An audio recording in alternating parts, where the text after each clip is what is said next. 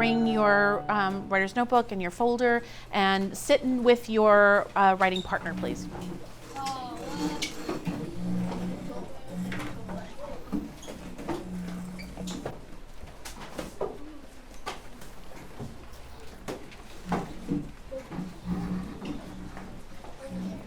All right, writers. So we've been working really hard on our persuasive essays, and one thing that you've learned how to do is kind of how to structure it, right? We've been using this whole idea of boxes and bullets to get a big idea with some supporting ideas underneath it. So you've kind of built that outside of the structure, like when Westgate was being remodeled and you watched from the outside, right, getting built up. And then we were all anxious about, well, what's going to be on the inside? And today we're going to start talking about that inside of the writing and the inside of your reasons. Okay. We've been reading argument and advocacy types of texts in the past, and we were noticing how the writer would actually give us some hard evidence, whether it was in the form of a little story from their life, whether it was a statistic or a fact, right? Whether it was a quote from someone who knew a lot about that topic, because that kind of made their argument stronger. So as writers, we want to figure out what types of evidence may we provide our reader to make our argument stronger. Today I'm going to share with you where I am in my writing. And the topic I had chosen that I felt very passionate about was elementary schools should offer band, strings, and chorus. And within that, you'll remember, I had 3 reasons, right? I'm going to place them over here.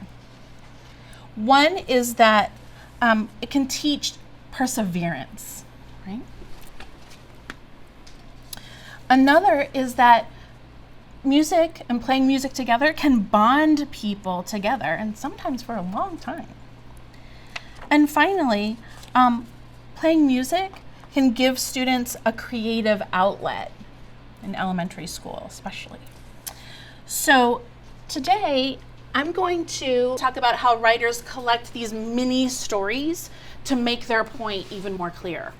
So I'm going to take one of my bullets, and today I'm going to choose the one about how playing music in elementary schools can bond people together. And I'm going to jot down some possibilities for my story. All right, so here's what I'm thinking. And I'm not going to do this writing in front of you today. I'm just going to share with you what I already have done. So here's what I'm thinking. First of all, I have this very dear friend, Jennifer Sharp, and we were neighbors, but we really got closer because we both played violin and in our elementary school. So every week, we would get together and play. And then at home, we could also play our violins together as well. We also played basketball and army and other kinds of stuff too, but we got together and played violin. And over time, our relationship deepened and deepened, and we ended up not only playing our first duet in public together in 5th grade, but as seniors in high school, we played our final senior recital together. And even today, we're still friends through Facebook and things where we keep in touch, right? But that happened because we had the chance to play together in elementary school. So that's one thing I could write about, okay?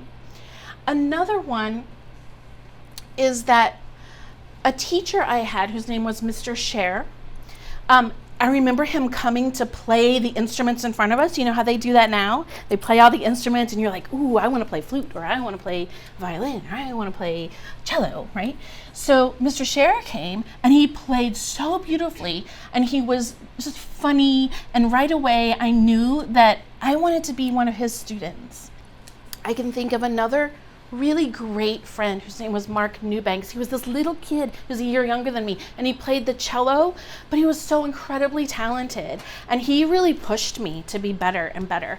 And even now, And throughout high school and college, we went to the same college, we went to the same music school, and all the way through, we pushed each other hard to be the best musicians that we could be. And now, even though he lives in London and I live here in the DC area, we still talk about our experiences we had together through elementary school strings, okay? I would not have had these kinds of bonds that I have with very special people who are still part of my life, all right? So I quickly kind of jotted those, but now I want to choose one of those to really zoom in on, okay? And when I write that piece, I'm going to put it inside my little folder for that point. Does that make sense to you? Yeah? So some of you might be in the place to give that a try, and some of you might not be. I know some of you really kind of need to do some research, right? But some of you might have an experience from your own life that relates to this. So ask yourself, what true story can I think of that relates to this? If that's going to help you continue your work, okay? We're going to try it out just with your writing partner pretty quickly. The idea, going on field trips is important in elementary school, is one that we feel strongly about because they are educational. Field trips help kids and teachers bond. It gives kids a chance to go somewhere they might never go with their families. Okay? I'd like for you to think about your experience with field trips in elementary school so far. It doesn't have to be this year, it can be from a time in the past. And think about each of these points. Choose one of them that you could tell a little story about that relates to one of these reasons, okay? And you'll talk about that little story, tell that little story with your partner. What questions do you have?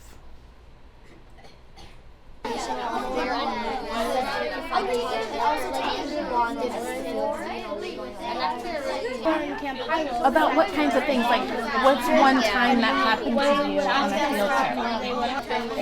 The science exhibition. We mostly bonded. I really like Camp Cairo because we learned stuff that we learned last year.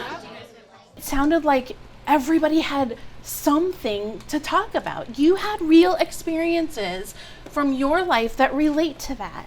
And chances are, some of you will be ready to add that real, true story from your life into your topic and your piece of writing now. You might not be ready to do that today. You might be in a different place in your writing, and that's okay, because you can always use this down the road, okay?